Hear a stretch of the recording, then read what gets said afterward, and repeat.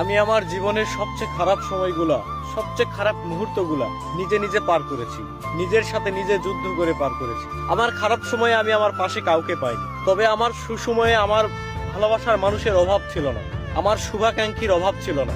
এত এত মানুষ, আমি একটা সময় মনে করতাম আমার জীবনে যখন কোনো বিপদ আপদ আসবে, যখন আমি কোনো খারাপ পরিস্থিতির মধ্যে পড়ব, তখন হয়তো তারা আমাকে সবটুকু দিয়ে আমার পাশে থাকবে, তারা বিনা স্বার্থে আমাকে ভালোবাসবে, আমার পাশে থাকবে। কিন্তু আমি ভুল ভেবেছিলাম। আসলে ভাই, এই স্বার্থের দুনিয়ায়, নিষ্ঠুর পৃথিবীতে আপনাকে কেউ স্বার্থ ছাড়া ভালোবাসে না।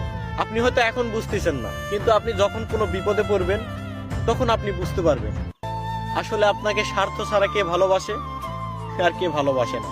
তবে আমি এটা শিওর বলতে পারবো, স্বার্থ ছাড়া কেউ কাউকে ভালোবাসে না, কেউ কারো পাশে থাকে না। স্বার্থের পৃথিবীতে সবাই স্বার্থের পাগল।